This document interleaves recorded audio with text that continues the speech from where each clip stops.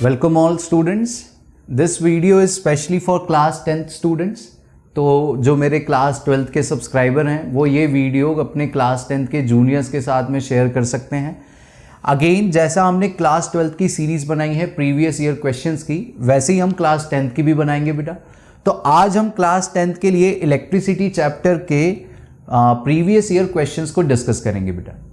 तो जैसे आप लोगों ने क्लास 12th में देखा था कि हम क्या करना चाह रहे हैं, मैं आप लोगों को क्यों बता रहा हूं, क्योंकि आप लोग ही आगे शेयर करें क्लास 10th के बच्चों के साथ में, है ना. तो क्लास 10th के बच्चे क्या करेंगे, अपने आप को यहाँ पर देखेंगे कि कैसे प्रीवियस ईयर क्वेश्चंस यूज़ होते हैं, कैसे उनमें क्वेश्चन के आंसर्स लिखे जाते हैं, क्या एग्जामिनर एक्सपेक्ट कर रहा है. तो we will be guiding all the things here. तो कैसे आप क्वेश्चंस आते हैं, सबसे पहले तो कि प्रीवियस ईयर क्वेश्चंस कैसे आ चुके हैं. देखिए आप देखिए क्लास 10th में बहुत उतार चढ़ाव था. In the previous years you will find some of the years we have seen class 10th में बोर्ड्स हैं, बोर्ड्स नहीं हैं, ऑप्शनल हुआ, फिर बाद में बोर्ड्स कंपलसरी हो गया. तो बहुत सारी चीज़ें हुई. तो जो क्वेश्चंस हैं वो बहुत एब्रप्ट हैं, बहुत सारे हैं. तो हम यहाँ पर वो सारे क्वेश्चंस को एक अम्ब्रेला के अंडर लेकर आएंगे कि कैसे आप उनको जो फ्रीक्वेंटली क्वेश्चंस पूछे जाते हैं उनको कैसे आंसर करेंगे and how to get marks from those questions. तो सबसे पहले हम चैप्टर शुरू कर रहे हैं इलेक्ट्रिसिटी चैप्टर से.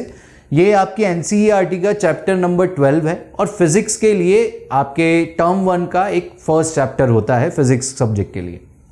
इसमें क्या क्या आ चुका है वो क्वेश्चंस को हम डिस्कस करेंगे. तो बिफोर डिस्कसिंग द क्वेश्चन हम यहाँ पर क्या क्या फॉर्मूला यूज होता है इस चैप्टर में उसे देखते हैं बेटा.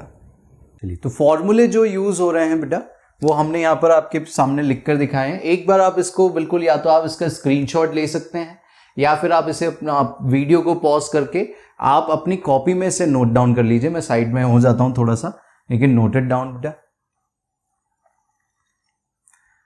चलिए, अब आप देखिए यहां पर I क्या रिप्रेजेंट कर रहा है, Q क्या रिप्रेजेंट कर रहा है, T क्या रिप्रेजेंट कर रहा है, N क्या है, E क्या है, everything we have written here. Q represent करता है charge in coulomb, T represent करता है time in seconds, N represent कर रहा है number of electrons, E represent कर रहा है charge on one electron, I represent कर रहा है current in ampere, R represent कर रहा है resistance in ohms, V represent कर रहा है वोल्टेज डिफरेंस या potential difference in volts. Okay, उसके बाद में W रिप्रेजेंट करता है work done in joules, rho represent करता है रेजिस्टिविटी या फिर आप इसे स्पेसिफिक रेजिस्टेंस भी बोल सकते हैं in ohm metre, that is ohm into metre. L represent कर रहा है length of the conductor in metre, A represent कर रहा है cross sectional area in metre square, H represent कर रहा है heat dissipated in the resistor in joules, P represent कर रहा है पावर इन वॉट बेटा. तो these are the formulas that we are going to use throughout the chapters. पूरे chapter में हम ये फॉर्मूला यूज करने वाले हैं और हर फॉर्मूले के लिए जो एब्रिविएशन है वो मैंने यहां पर लिखा है. आई गेस आप वीडियो को पॉज करके शुरुआत में आप इसका स्क्रीनशॉट ले सकते हैं या आप इसे नोट डाउन कर सकते हैं वीडियो को पॉज करके. ठीक है, मैं थोड़ा सा साइड में हो गया ताकि आप लोगों को देखने को मिले. अब हम इस पर क्वेश्चंस लेते हैं बेटा कि क्वेश्चन कैसे आते हैं और कैसे उन्हें सॉल्व किया जाता है. चलिए बेटा, आई गेस आप लोगों ने फॉर्मूलाज लिख लिए होंगे. अब हम यहाँ पर चलते हैं. पहला क्वेश्चन जो 2016 में एग्जाम में पूछा हुआ है बेटा, बोर्ड ने 2016 में इसे पूछा है. This question is of 1 mark. कितने मार्क का है बेटा ये 1 मार्क का क्वेश्चन है. अब आप देखो, आप सोचेंगे सर 1 मार्क के क्वेश्चन अब बहुत ज़्यादा इंपॉर्टेंट हो गए बेटा. जो नया CBSE आपके लिए पैटर्न लेकर आई है जिसमें एप्लीकेशन बेस्ड क्वेश्चन देखने को मिलेंगे, उसके कारण जो शॉर्ट टाइप ऑफ आंसर्स हैं, वेरी शॉर्ट टाइप जो आंसर्स हैं वो बहुत ज़्यादा इंपॉर्टेंट हो गए हैं. मतलब आपके MCQ objectives, right the answers in 1 word, right the answers in 1 sentence, और इस टाइप के जो क्वेश्चंस होते हैं वो सारे क्वेश्चंस आप लोगों के लिए अब इंपॉर्टेंट हो गए हैं. वो ऑलमोस्ट पेपर का 40% वेटेज कैरी कर रहे हैं. चलिए, तो if the charge on an electron be 1.6 10 to the power -19 coulomb, find the approximate number of electron in 1 coulomb. तो आप देखो, सबसे पहले आपको गिवन क्या है बेटा, आपको गिवन है कि एक इलेक्ट्रॉन पर चार्ज, जो कि हमें फॉर्मूले में हम लिख ही चुके थे, कितना होता है 1.6 10 to the power -19 coulomb. Now the charge is also given to you 1 coulomb. आप देखें, आपको चार्ज यहां पर गिवन है कि आपके पास में 1 कूलम का टोटल चार्ज है और 1 इलेक्ट्रॉन पर इतना चार्ज है. तो now you can use the formula we know that, what we know that बेटा, कि जो Q है वो किसके इक्वल है, N इंटू ई के इक्वल है। Q किसके इक्वल है बेटा, N इंटू ई के। देखो तो फर्स्ट फॉर्मूला हमने लिखा है उसके अंदर लिखा है Q को N ई, ओके। तो Q is equals to N e, यहाँ N होता है नंबर ऑफ इलेक्ट्रॉन, E होता है चार्ज ऑन द इलेक्ट्रॉन, और Q होता है total charge accumulated by all the electrons. तो अब आप देखें Q कितना है मेरे पास 1, N मुझे निकालना है, E है 1.6 10 टू द पावर माइनस 19। ये मल्टीप्लाई में इसे डिवाइड में भेजो तो N की वैल्यू कितनी आएगी 1/1.6 10 टू द पावर माइनस 19। थोड़ा सा एक्सपोनेंट का रूल याद रखेंगे तो आपको बहुत फायदा होगा। इसे भेजो ऊपर, तो जैसे ही ऊपर भेजेंगे तो N कितना आएगा बेटा 1/1.6 10 टू द पावर 19। कितना आएगा बेटा 10 टू द पावर 19। मैंने ये डेसिमल यहाँ से हटाया तो यहाँ एक जीरो लग गया। तो आप देखें 10/16, आप जब इसे सॉल्व कर रहे हैं तो ये कितना आ रहा है, देखें आप लोग 0.625। इसे सॉल्व करने पर हमारे पास आया 0.625। We can write 0.625 into 10 to the power 19, okay. Exponent में डेसिमल को जब आप राइट हैंड साइड ले जाओगे तो 10 की पावर कम हो जाती है। तो हम यहाँ पर जब इसे ले जाते हैं आगे तो दिस यू कैन राइट 6.25। अब देखो एक डेसिमल पीछे गए हो तो 19 की जगह हो जाएगा 18। इतना समझ में आया बेटा। आप जैसे जैसे डेसिमल में राइट हैंड साइड की तरफ जाओगे, इस तरफ राइट हैंड साइड की तरफ, तो पावर कम होती जाएगी। तो डेसिमल एक प्लेस आगे गया है तो 10 टू द पावर एक कम कर दो, 19 से 18 कर दो। तो these are the number of electrons would be required to make 1 coulomb charge बेटा। Are we clear? You can note down the question.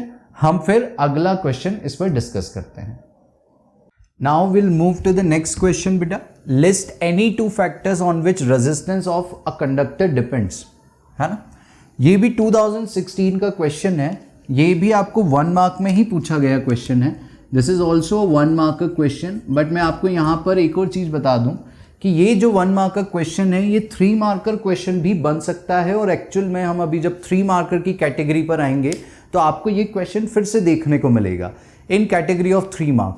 अब उसमें क्या रहेगा, यहाँ पर जो लिस्ट एनी टू लिखा है वहाँ पर वो सारे के सारे फैक्टर्स आपसे मांगेगा कि भैया जितने सारे फैक्टर्स डिपेंड करते हैं, जिस पर रेजिस्टेंस डिपेंड करता है, वो लिस्ट कर दो। तो हम यहाँ पर क्या करते हैं, हम 2 के अलावा जो भी चारों फैक्टर्स हैं हम उन्हें डिस्कस कर लेते हैं। ठीक है, आपको लिखना एनी टू है बट आप इसमें चारों फैक्टर्स देखो जिस पर ये डिपेंड कर रहा है। तो आप लिखें इसके अंदर the resistance of a conductor, resistance of a conductor depends on resistance of a conductor depends on following factors,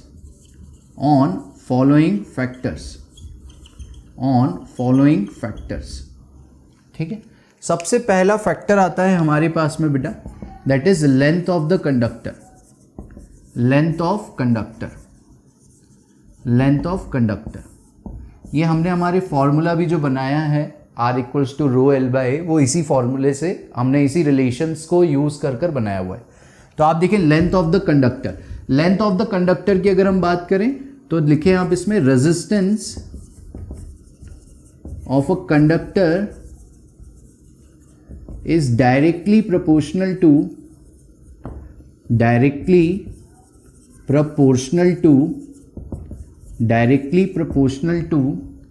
length of the conductor. Conductor की लेंथ पर डायरेक्ट रिलेट करता है बेटा। मतलब अगर आप बोलें R तो R is directly proportional to L। इसका मतलब क्या होता है मैं फिर भी बता देता हूं। तो L आएगा आपके पास कि जितना ज़्यादा लेंथ बढ़ेगी उतना ज़्यादा आपका रेजिस्टेंस बढ़ता जाएगा बेटा। आप कंडक्टर की लेंथ जितनी ज़्यादा बढ़ाओगे उसका रेजिस्टेंस उतना ही ज़्यादा इंक्रीज होता जाएगा। अभी ये नहीं पूछा गया है, आपको सिर्फ यहाँ पर R directly proportional to L तक का स्टेटमेंट लिखना है। उसके बाद में सेकंड की अगर हम बात करें तो second is cross sectional area बेटा। क्रॉस सेक्शनल एरिया जिसको हमने स्मॉल a से रिप्रेजेंट किया था। ओके, इसमें लिखेंगे resistance of a conductor, resistance of conductor is inversely proportional proportional to cross sectional area of the conductor. Cross sectional area of conductor. Cross sectional area of conductor बेटा, मतलब आपका जो R है वो इनवर्स रिलेशन में है area के बेटा, it is in inverse relation with area. इसका मतलब अगर आप एरिया बढ़ाओगे तो आपका रेजिस्टेंस कम होता जाएगा। इसका मतलब क्या है बेटा, अगर आप अपना एरिया बढ़ाओगे, वायर का क्रॉस सेक्शनल एरिया बढ़ाते जाओगे तो आपका रेजिस्टेंस कम होता जाएगा। यहाँ पर एक और चीज़ आप ध्यान रख सकते हो फॉर द फ्यूचर एंडेवर, अगर आप फ्यूचर कोई भी क्वेश्चन में इस तरीके के क्वेश्चन देखेंगे भी आप जिसमें रेडियस से रिलेशन पूछी जाती है, तब भी आप लिख सकते हो कि जो रेडियस है अगर वो भी बढ़ती है, ठीक है, रेडियस को अगर आप बढ़ाते हो तो आपका जो रेजिस्टेंस है वो कम हो जाएगा बेटा। रेडियस ऑफ द कंडक्टर अगर आप बढ़ाते हैं तो आपका रेजिस्टेंस कम हो जाएगा। ये अभी आप इसे सब नोट डाउन करते जाएं, आपका जो आंसर है वो यहां पर खत्म हो जाता है if they are asking in 1 mark. अगर ये क्वेश्चन 3 मार्क में है तो आपको अगले 2 पॉइंट और मेंशन करने पड़ेंगे, ठीक है। क्वेश्चन नंबर पॉइंट नंबर 3 की अगर हम बात करें तो आप इसमें लिखेंगे resistance of conductor depends resistance of conductor depends on nature of material of conductor, nature of material of conductor। आप ये चीज याद रखेंगे, वो नेचर ऑफ मटेरियल पर डिपेंड कर रहा है, ठीक है। मतलब अगर आपके पास में जो कंडक्टर है वो मेटेलिक है, मेटल से बना हुआ है, तो उसका रेजिस्टेंस कम होगा, ठीक है। अगर आपका जो मटेरियल जो कंडक्टर है वो किसी प्लास्टिक, ग्लास ऐसी चीज़ों से बना हुआ है, ऑब्वियसली बात है उसको कंडक्टर नहीं बोलेंगे फिर हम, तो वो जो मटेरियल है, जितना आपके पास में लो कंडक्टिव मटेरियल यूज होगा रेजिस्टेंस उतना ज़्यादा होता जाएगा। मतलब सीधी भाषा में मोटा माटी बात करें बेटा, नेट बात करी जाए तो आपके पास में मटेरियल का नेचर भी डिसाइड करेगा कि रेजिस्टेंस की वैल्यू कम होगी या ज़्यादा होगी। चलिए नेक्स्ट क्वेश्चन पर चलते हैं हम। क्वेश्चन नंबर नेक्स्ट पॉइंट पर, बार बार क्वेश्चन निकल रहा है, नेक्स्ट पॉइंट पर चलते हैं हम, पॉइंट नंबर 4 पर। तो दैट इज योर टेम्परेचर बेटा, टेम्परेचर। नेक्स्ट पॉइंट है आपका टेम्परेचर, है ना, ये याद रखेंगे आप लोग, टेम्परेचर। मैं इसको एक अलग कलर से अंडरलाइन करता हूं ताकि आपको हेड याद रहे। टेम्परेचर, तो ये याद रखना है, resistance of a conductor, resistance of a conductor increases with increase in temperature, जैसे जैसे टेम्परेचर को इंक्रीज करोगे बेटा आपका जो रेजिस्टेंस है कंडक्टर का वो भी बढ़ता जाएगा। तो आप देखें यहां पर ये इंक्रीज हो रहा है विथ टेम्परेचर, तो आपका जो रेजिस्टेंस है वो इंक्रीज होगा टेम्परेचर से। तो दीज आर द 4 फैक्टर्स जो अब क्वेश्चन चाहे 1 मार्क में आए, 2 मार्क की कैटेगरी में आए या 3 मार्क की कैटेगरी में आए बेटा, 3 से ज़्यादा तो नहीं आएगा, अगर 5 में आया भी तो सब पार्ट्स में। तो ये इसका वेटेज ही टॉपिक का 1, 2, 3 के बीच में फ्लक्चुएट करता है। अगर 1 मार्क में है तो आपको ये 2 पॉइंट लिखकर खत्म करने थे, आपको नहीं बताना था इंक्रीज डिक्रीज क्या है। अगर 3 मार्क में आया है तो you will mention 1, 2, 3, 4 all the points बेटा। आपको 3 मार्क में ये चारों पॉइंट बताने हैं, 1 मार्क में आया तो इन 4 में से कोई भी 2 आप बता सकते हो। Any doubt? आप इन 4 में से कोई भी 2 पॉइंट आप बता सकते हैं बेटा, जब आपको ये 1 मार्क में आता है तो। So we are moving on the next question. ये भी 1 मार्क का क्वेश्चन है, 1 मार्क में ही मैं, देखिए आप सभी से अभी 1 मार्क की ही कैटेगरी डिस्कस कर रहा हूं, तो आप इसमें जितने भी 1 मार्क का क्वेश्चन पहले ईयर्स में पूछे हुए वो हम देख रहे हैं बेटा। देखिए ध्यान से समझे, ये -1 दिख रहा होगा आपको, 1 minute, let me change it, 1 mark का है ना, नहीं तो आप बोले सर -1 मार्किंग हो रही है क्या। चलिए डसने के अलावा हम दूसरा काम करते हैं। What is the SI unit of electric potential बेटा, 1 मार्क क्वेश्चन है, आपको सिंपल सा जवाब देना है यहाँ पर। ये SI unit of electric potential, SI unit of electric potential is volt बेटा। क्या आएगी यहाँ पर, वोल्ट। ऐसा यूनिट क्या होती है, वोल्ट। तो आपको सिर्फ इतना ही लिखना है। आप सोचेंगे सर सिर्फ इतना ही, बिल्कुल एग्जैक्टली इतना ही लिखना है। ये क्वेश्चन दिल्ली बोर्ड में 2016 में पूछा गया था। अब ऐसे ही दिल्ली बोर्ड में 2014 में ओम्स लॉ पूछा गया है कि इसका स्टेटमेंट बताइए, ओम्स लॉ होता क्या है, 1 मार्क में। तो आप इसमें लिखेंगे eight constant temperature, eight constant temperature, eight constant temperature. देखो जितने भी फिजिकल कंडीशंस हैं आप उसको कांस्टेंट रखेंगे यहाँ पर, तो टेम्परेचर वर्ड से ही शुरू होता है, ठीक है ना। तो हम यहां पर शुरू कर रहे हैं एट कांस्टेंट टेम्परेचर, मतलब आपका टेम्परेचर कांस्टेंट होना चाहिए, है ना। Constant temperature and physical conditions, and physical conditions. ध्यान से समझे ये क्या लिख रहे हैं हम बेटा। लिखना तो आप कॉपी कर ही लेंगे, बट आप इधर समझिए कि क्या लिखना चाह रहे थे हम। Eight constant temperature and physical conditions, मतलब आप लेंथ, एरिया और टेम्परेचर, ये सारी चीजें आप मटेरियल की, किसी भी कंडक्टर की चेंज नहीं करेंगे, वो सेम रहनी चाहिए। तो at constant temperature and other physical conditions, current flowing through a conductor, flowing through a conductor, flowing through a conductor is directly proportional to, directly proportional to, is directly proportional to the voltage drop, voltage drop, और आप इसे लिख सकते हैं potential difference, potential difference, potential difference across the conductor, across the conductor. अब यही तो होगी, इंग्लिश में स्टेटमेंट लिख दिया आपने। आप इसका एक मैथमेटिकल इंटरप्रिटेशन भी लिख दो तो एग्जामिनर आपके नंबर को बिल्कुल भी नहीं छुएगा। एग्जैक्टली जैसे 1 है 1 की 1 मिलेगा आपको। Okay, V directly proportional to I, और you can write V is equals to RI बेटा। बस इतना लिख दो आप, no need to mention it what is it representing, क्योंकि आप जब पोटेंशियल डिफरेंस वोल्टेज लिख रहे हैं आप यहीं पर लिख दो V, जब आप करंट लिख रहे हो यहीं पर लिख दो I। तो आपको बार बार रिप्रेजेंट करने की जरूरत नहीं है। V और I क्या डिनोट करते हैं, आप यहां पर बस एक लिख दो कि R representing resistance of the conductor, resistance of conductor. ये हो गया पूरा 1 मार्क का क्वेश्चन तैयार। इसमें आपने कुछ भी कम नहीं दिया है, हमेशा ज्यादा ही हमें देना है। आप हमेशा क्वेश्चन में ये सोचो कि एग्जामिनर को कुछ नहीं आता, एग्जामिनर बिल्कुल अबोध है, उसे कुछ नहीं आता, तो आप उसको समझाना चाह रहे हो। आप एक लेमैन को कैसे समझाओगे, तो आपने बोला कि भैया जितना करंट फ्लो कर रहा है वो वोल्टेज के डायरेक्टली प्रोपोर्शनल है। आप सीधी रिलेशन लिख दें, बात समझ में आ जाएगी उसके। Are we clear? इसका मतलब यह है वोल्टेज जैसे जैसे बढ़ाएंगे करंट बढ़ता जाएगा, और करंट बढ़ाओगे तो वोल्टेज बढ़ता जाएगा। आप इसे नोट डाउन करें दोनों क्वेश्चन को, फिर हम अगले क्वेश्चन पर चलते हैं। Now we are moving on to next question.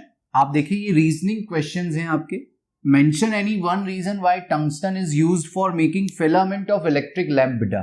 Tungsten को क्यों यूज किया जाता है? Specifically exclusively we are using tungsten for making the filament of the electric lamp बेटा। तो इसका रीजन लिखेंगे आप, बिकॉज देखिए कोई एक रीजन बोला, हम जो हमें पता है हम सारी ही बात कर लेते हैं। यहां पर 2 रीजन आपको दिमाग में रखने हैं बेटा। बिकॉज टंगस्टन इसको W से डिनोट किया जाता है बेटा, बट आप ये मत लिखो, अभी कोई जरूरत नहीं है, वो केमिस्ट्री का पार्ट है, हम उसमें डिस्कस करते रहेंगे। Because tungsten has very high melting point, very high melting point. आप पूछेंगे सर कितना, तो हम बताते हैं आपको 3414 डिग्री सेल्सियस बेटा। ऑलमोस्ट 3400 डिग्री सेल्सियस का इसका मेल्टिंग पॉइंट होता है। एंड लो रेजिस्टिविटी के कारण कंडक्टेंस ज्यादा हो जाएगी, ज्यादा से ज्यादा कंडक्टिविटी आपको देखने को मिलेगी, है ना।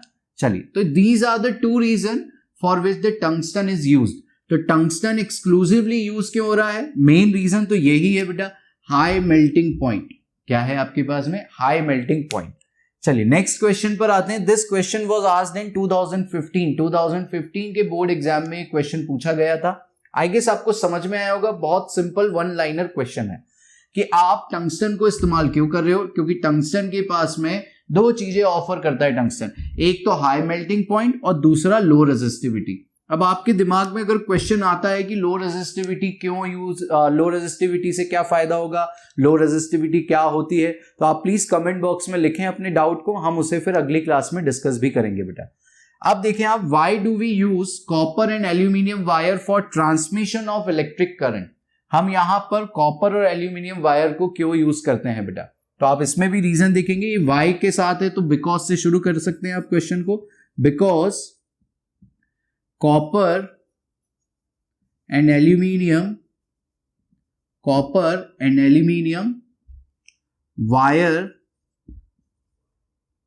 वायर्स हैव लो रेजिस्टिविटी, इनकी रेजिस्टिविटी कम होती है बेटा, and they are cost effective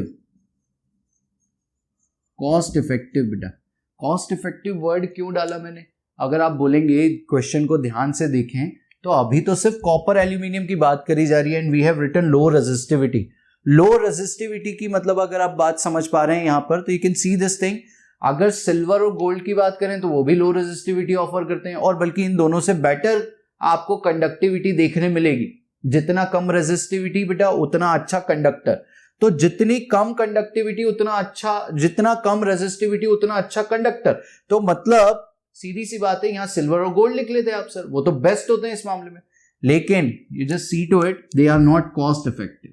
इसलिए जब भी आप कॉपर एल्यूमिनियम को इन वायर्स एप्लीकेशन की जब भी हम बात कर रहे हैं, तो always remember they offer low resistivity, but along with that they are cost effective.